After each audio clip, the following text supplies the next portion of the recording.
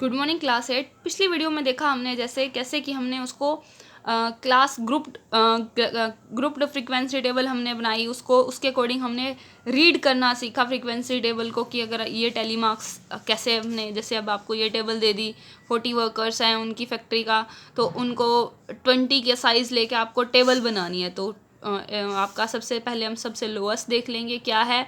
2800 से 2820 के बीच में 5 पर्सनस हैं तो 5 का फ्रीक्वेंसी डाल दी। इस तरह से हमने ये टेबल बनानी सीखी थी। ठीक है, इसके बाद हमने क्या, अब हम जो मेन हमारा आ रहा है वो हमारा ग्राफिकल मेथड आ रहा है। ठीक है, ग्राफ पर रिप्रेजेंट करना। अब हमने जो पहले पिछली क्लास में हमने पढ़ा था वो हमने बार ग्राफ पढ़ा था, है ना, पढ़ा था ना। वो बार ग्राफ हम कैसे बनाते थे, अभी हमने टेबल जो पढ़ी है वो दो तरह की टेबल पढ़ी है। एक तो थी हमने अनग्रुप्ड की थी, जो ये वाली थी आपकी 27 4 टाइम्स आ रहा है, 32 1 टाइम आ रहा है। एक हमने पढ़ा ये था अनग्रुप्ड का, ये था ग्रुप्ड का, मतलब जिसमें आपका ग्रुप कुछ बीच में डिफरेंस चल रहा है, इतने से इतने तक का कितने बंदे आ रहे हैं, उससे नेक्स्ट वहाँ से वहाँ तक कितने लोग आ रहे हैं। ठीक है, तो जब इस तरह के आपके डाटा को हम ग्राफ पे रिप्रेजेंट करते हैं उसे हम क्या बोलते हैं, हिस्टोग्राम बोलते हैं।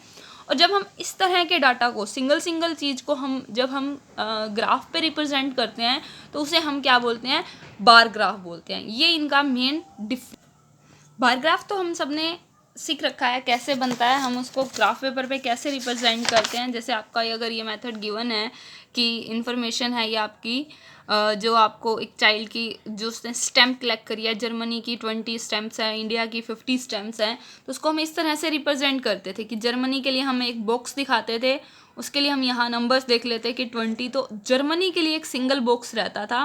फिर नेक्स्ट जो हमें कंट्री या जो भी आपको नंबर दिखाना है हम एक लूप दे देते थे, मतलब एक खाना छोड़ देते थे ग्राफ में, है ना। क्यों? क्योंकि वहाँ सिंगल नंबर को हम रिप्रेजेंट करें। अब क्योंकि बात आती है हमारी हिस्टोग्राम की, उसमें हमें लूप नहीं देना है।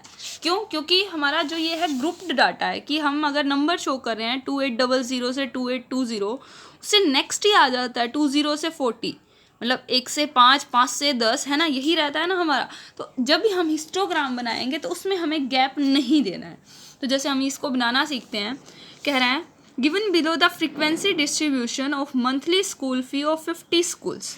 50 स्कूलों का ये वो दे रहा है, मंथली फीस का टेबल दे रहा है। ठीक है, कि 300 से 350 तक की जो फीस है 5 स्कूलों की है, 350 से 400 तक की एक महीने की फ़ीस 10 स्कूलों की है, 400 से 450 वाले 20 स्कूल हैं, 450 टू 500 वाले 8 स्कूल्स हैं, 500 टू 550 वाले 7 स्कूल्स हैं। कह रहा है इसको आप हिस्टोग्राम के, इसको कह रहा है ऑन ग्राफ आप शो कर दो। अब क्योंकि ये ग्रुप्ड डाटा आ गया इसलिए यहाँ पे इसका क्या बनेगा, हिस्टोग्राम बनेगा। क्लियर है? तो कैसे बनाना है, वही आपको सेम मेथड करना है ग्राफ पे। चाहे आप अगर ग्राफ है तो ग्राफ पे बनाओ, नहीं है ग्राफ तो आप सिंपल पेज पे भी बना सकते हो, एक वाई एक्सिस एक एक्स एक्सिस। ठीक है, तो हमने क्या किया, एक एक्स एक्सिस बनाई एक वाई एक्सिस बनाई। ग्राफ पेपर है तो ग्राफ पर, ग्राफ पेपर नहीं है तो हम सिंपल पेज पर भी बना सकते हैं। ठीक है, अब आपको ध्यान देना है सबसे पहले जो ये आपका ग्रुप्ड वाली चीज़ रहती है वो आपकी एक्स एक्सिस पे रहती है। ग्रुप्ड वाली शुरू हो रही है 300 से, जा रही है 550 तक। अब आप ध्यान से देखो, हम 300 से शुरू करते हैं तो शुरू के 300 चीज़ें कहाँ गई, हम 50 का गैप लेके चलना है हमें, है ना। यहाँ से क्लियर हो रहा है कि 300 350, तो 50 का गैप है।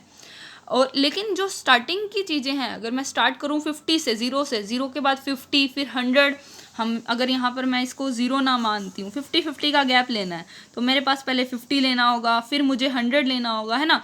लेकिन मैं ये लिखने की बजाय मैं सीधा अपना ग्राफ जो है 300 से स्टार्ट कर दूँ, नेक्स्ट 350, आगे मेरा गैप सेम चल रहा है लेकिन मैंने स्टार्टिंग के कुछ नंबर छोड़ दिए। तो मैंने आपको बताया था हम बीच में किंक दे देते हैं कि हम, इसका मतलब होता है हमने कुछ नंबर लीव कर दिए। आगे हम लीव नहीं कर सकते, हम सिर्फ स्टार्टिंग में लीव कर सकते हैं, ज़ीरो के पास, बीच में हम कहीं लीव नहीं कर सकते। ये बात आप सबको ध्यान रखनी है। इसके बाद हमें सिर्फ ऐसी तरह से नंबर्स देने हैं।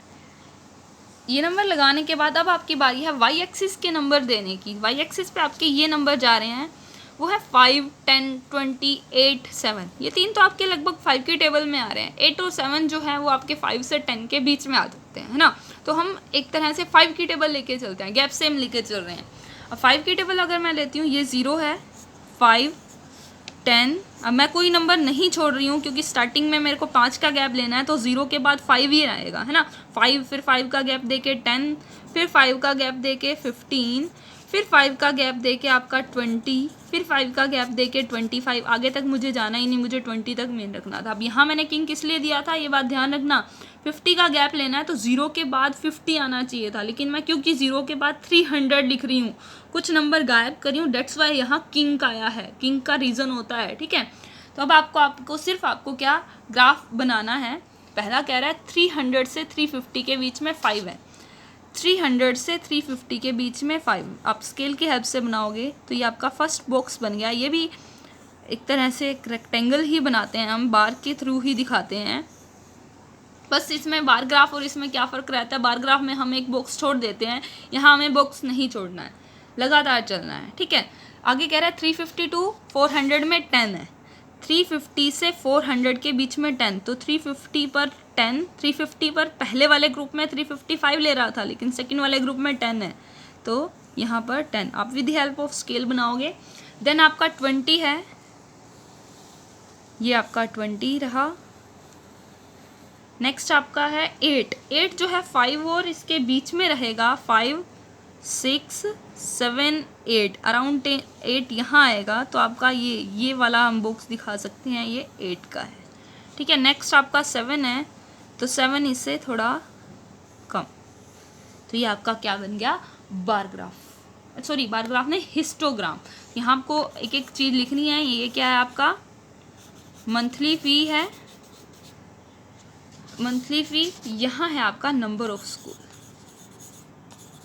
वाई एक्सिस पर आप नंबर ऑफ स्कूल शो कर रहे हो, एक्स एक्सिस पे आप मंथली फ़ी शो कर रहे हो, ठीक है। इसी हिसाब से आपको सारे जो हैं बार ग्राफ हिस्टोग्राम आपकी वर्कशीट के बनाने हैं। क्लियर।